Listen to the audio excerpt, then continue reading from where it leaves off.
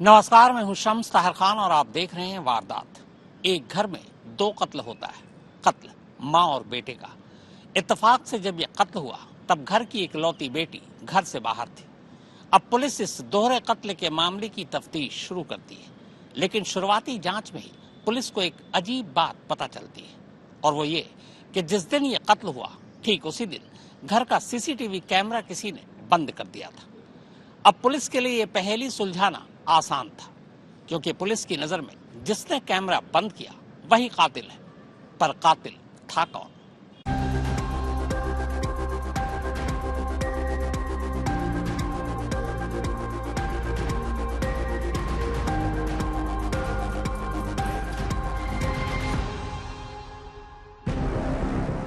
हरियाणा के यमुनानगर में रविवार 23 जून की शाम को अचानक लोग सकते में आ गए, क्योंकि शहर के आजाद नगर इलाके में एक मकान से मां बेटे की कत्ल की खबर बाहर आई थी।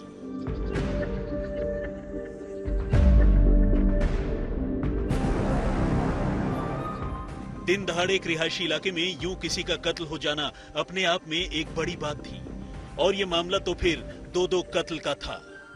जिस परिवार में मां बेटे की हत्या हुई उस परिवार में कुल 3 लोग थे। 45 साल की मीना, 23 साल का उसका बेटा राहुल और राहुल की बड़ी बहन यानी 27 साल की काजल। इत्तेफाक से जब मीना और राहुल का कत्ल हुआ, काजल घर में नहीं थी। वारदात के दौरान जिस तरह कातिलों ने घर के सारे सामान बिखेर दिए थे, उसे देखकर लगता था कि शायद उनका इरादा लूटपाट करने का था, जिसमें बाधा डालने पर उन्होंने घर की महिला और उसके बेटे की जान ले ली। शाम करीब 4 बजे जब घर की बेटी काजल वापस आई तो घर का मंजर देखकर उसके कदम ठिठक गए। घर का दरवाजा खुला हुआ था। ड्राइंग रूम में जमीन पर ही उसके भाई राहुल की लाश पड़ी थी। पहले तो उसे समझ ही नहीं आया कि वो करे तो क्या करे, लेकिन फिर वो हिम्मत जुटाकर अंदर के कमरे में गई, और वहां उसने जो कुछ देखा उसके बाद तो उसकी हिम्मत ही टूट गई।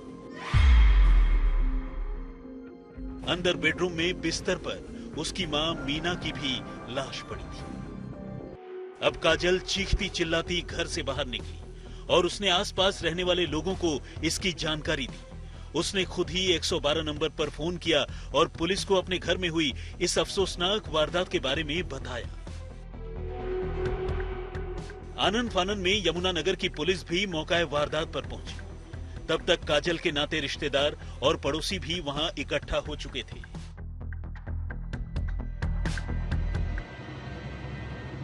पुलिस ने सीन ऑफ क्राइम यानी मौका वारदात का बहुत बारीकी से मुआयना किया।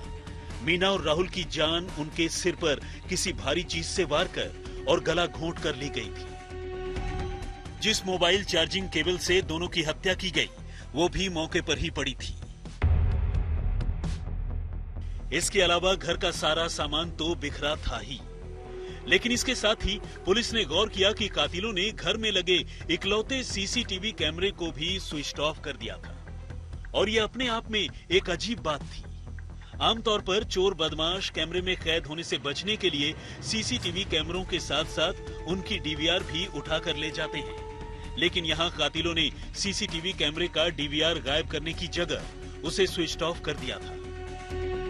सीसीटीवी कैमरे को स्विच ऑफ करना इसलिए भी अजीब था क्योंकि इससे कैमरा स्विच ऑफ होने के पहले के फुटेज का कैमरे में कैद हो जाना लाजमी था, और इससे किसी भी लुटेरे या कातिल का पकड़ा जाना भी पक्का था।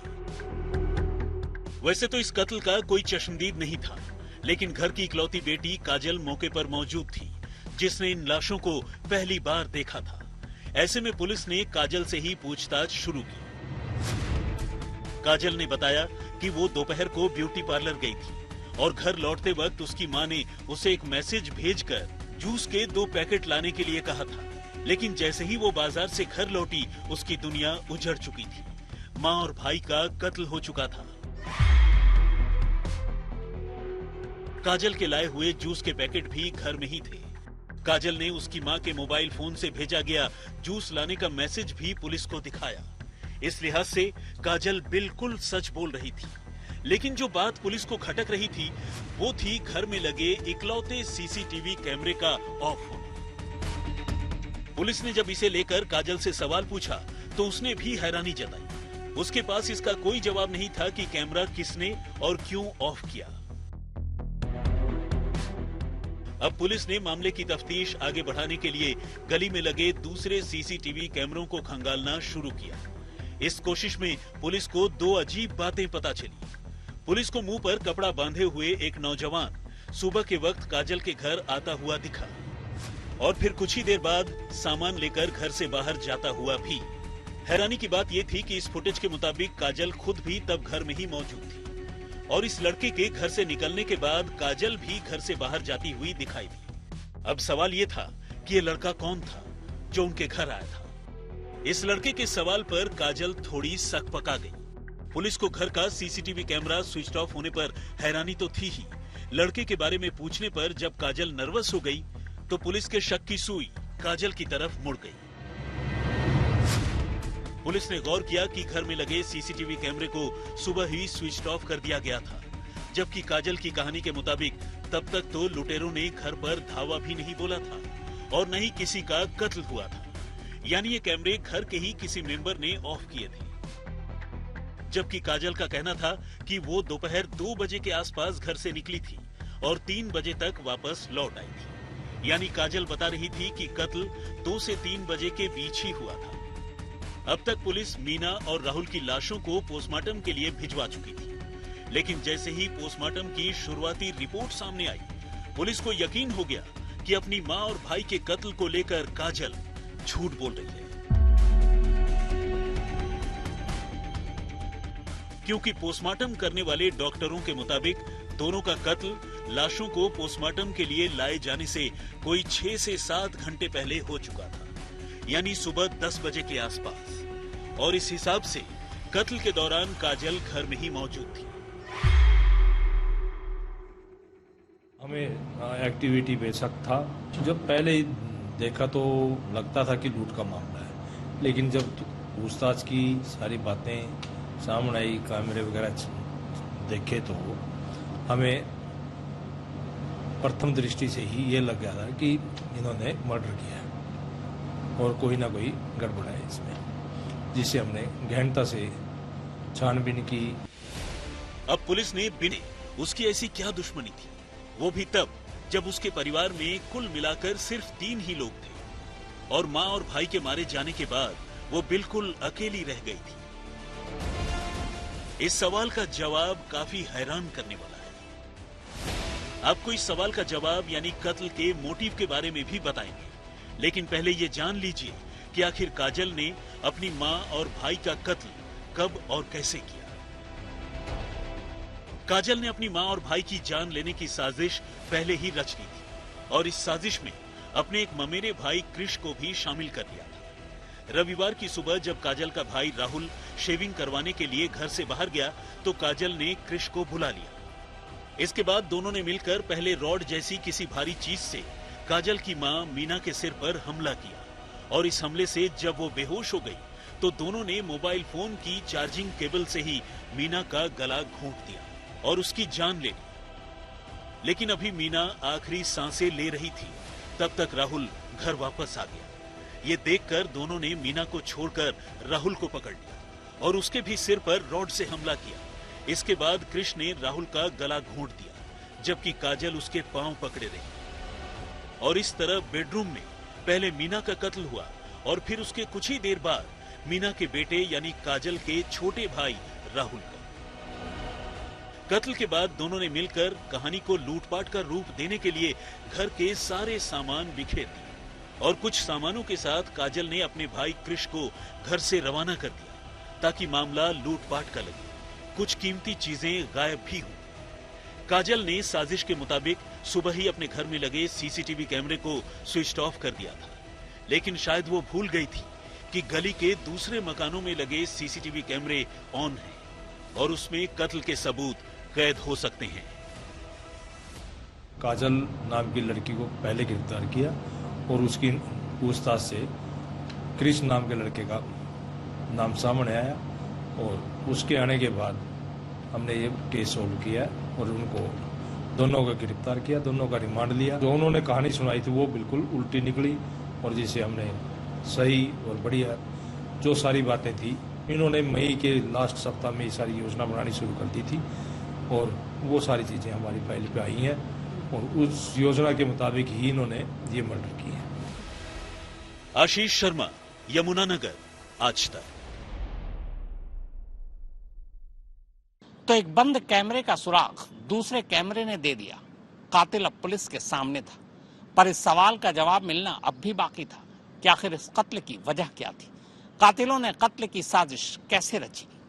तो अब कातिल खुद पुलिस के सामने थी और कत्ल की सारी कहानी बयान कर रही थी। अपनी ही मां और भाई के कत्ल के इल्जाम में पुलिस ने काजल को तो गिरफ्तार कर लिया, लेकिन उसके हाव भाव और रवैये को देखकर खुद पुलिस भी हैरान थी। दूसरी लड़कियों की तरह मां और भाई की मौत पर काजल को किसी ने एक बार भी रोते हुए नहीं देखा। ऊपर से वो पुलिस के सारे सवालों का जवाब पूरे कॉन्फिडेंस से देने की कोशिश कर रही थी। काजल दूसरी लड़कियों से एकदम अलग थी। उसने न सिर्फ लड़कों की तरह टी शर्ट और पैंट पहन रखी थी, बल्कि उसका पूरा अपीयरेंस लड़कों की तरह ही था। वो बातचीत भी लड़कों की तरह ही करती थी। ऐसे में पुलिस ने काजल को गिरफ्तार करने के साथ साथ उसके बारे में जानकारी जुटाने की भी शुरुआत की। पता चला कि वो बचपन से ही लड़कों की तरह रहती है और घर में भी एक कमरे में अकेली रहती है। काजल के रिश्तेदारों ने पुलिस के सामने खुलासा किया कि वो असल में एक समलैंगिक लड़की है, जिसके इसी असलियत के चलते उसका अक्सर अपनी मां और भाई के साथ विवाद रहा करता था। पुलिस को पता चला कि काजल ने अपनी एक सहेली की शादी अपने भाई राहुल से करवा दी थी, लेकिन उस सहेली से खुद काजल की नजदीकियां ज्यादा थी, जिसे लेकर घर में विवाद होता था और आखिरकार राहुल की वो शादी टूट गई। इसके बाद राहुल ने दूसरी लड़की से शादी की, लेकिन इस बार काजल दूसरी भाभी के करीब आने की कोशिश करने लगी, जिससे राहुल की दूसरी शादी भी टूट गई। इसके बाद काजल से मीना और राहुल के संबंध और खराब हो गए। बेटी और उसके भतीजे ने मिलकर उनकी हत्या का प्लान काफ़ी दिन से बना रहे थे। प्रॉपर्टी का डिस्प्यूट चल रहा था और बेटी के साथ झगड़ा था, क्योंकि ये बेटी को ठीक चलने के लिए कहते थे। बेटी पहले भी निकल चुकी थी और उसकी उम्र 27-28 साल हो चुकी थी। माँ बाप की कहने से माँ के कहने से बाहर थी, भाई से भी अलग थी, तो उनका झगड़ा होता रहता था, जिस कारण ये दोनों पक्ष मिल गए थे और इन्होंने इनकी हत्या की योजना बनाई थी। मीना के पास एक मकान और प्लॉट था और काजल को लगता था कि इसका हिस्सा उसे नहीं मिलेगा। ये जायदाद मीना को अपने घर से मिली थी। उधर मीना का एक भतीजा था कृष। उसे खुद भी लगता था कि उसकी बुआ उसे अपनी प्रॉपर्टी का कोई भी हिस्सा नहीं देगी। ऐसे में काजल और कृष दोनों प्रॉपर्टी के लिए काफी परेशान थे। दोनों को लगा कि अगर उन्होंने किसी तरह मीना और राहुल को रास्ते से हटा दिया तो मीना की प्रॉपर्टी पर उनका हक हो जाएगा, और इस तरह दोनों ने मिलकर प्रॉपर्टी के लिए ये साजिश रची। काजल को प्रॉपर्टी के साथ साथ अपनी आजाद ख्याली के लिए भी अपनी मां और भाई से आजादी चाहिए थी। बहरहाल कुछ इन्हीं वजहों से दोनों ने अपने परिवार के 2 लोगों की जान तो ले ली, लेकिन फिर फौरन पकड़े भी गए। फिलहाल पुलिस ने इस सिलसिले में काजल और कृष के कुछ और रिश्तेदारों को भी पकड़ा है, जो मीना और राहुल के कत्ल में प्रॉपर्टी हासिल करने के लिए शामिल थे। आज कृष और काजल दोनों को जुडिशियल रिमांड पे भेज दिया, जेल में रहता है। जो रिकवरी करनी थी, कुछ पैसा या सामान वगैरह, वो हमने सारा रिकवर कर लिया, जेवरात वगैरह हथियार वगैरह वो रिकवर कर लिया। और तीसरा जो आरोपी है उसको आज गिरफ्तार कर लिया। वो कौन था सर? ईशांत नाम का लड़का है, वो इसका कृष का भाई है बड़ा, उसको भी गिरफ्तार कर लिया। वो इस योजना में शामिल रहा है। अपराधी भले कितना भी शातिर क्यों ना हो, कानून के लंबे हाथों से बच नहीं सकता।